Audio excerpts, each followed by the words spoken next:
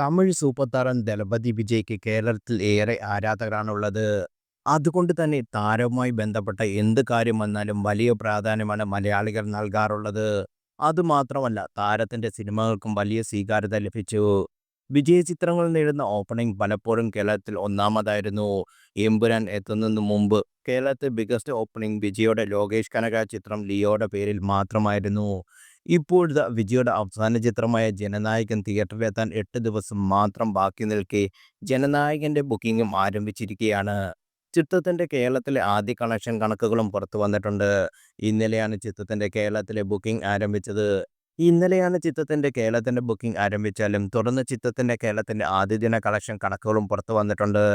ട്രാക്കർമാർ നൽകുന്ന കണക്കനുസരിച്ച് ചിത്രം കേരളത്തിൽ റിലീസ് ദിനത്തിലേക്ക് ഇതിനകം നേടിയിരിക്കുന്ന കളക്ഷൻ 55 ലക്ഷം രൂപയാണ്.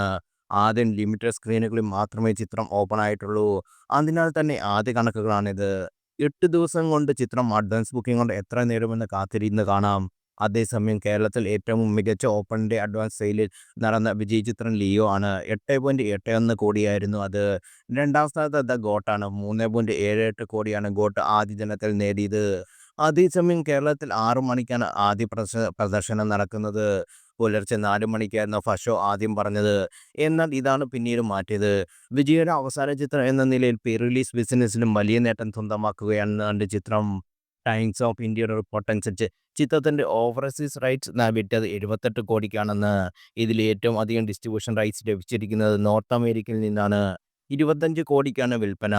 മലേഷ്യയിലെ വിതരണാവകാശം 12 കോടിക്കും സിംഗപ്പൂരിലെയും ശ്രീലങ്കയിലെയും വിതരണാവകാശം 6.5 കോടിക്കുമാണ് നിർമ്മാതാക്കൾ KVN പ്രൊഡക്ഷന് ലഭിച്ചത്.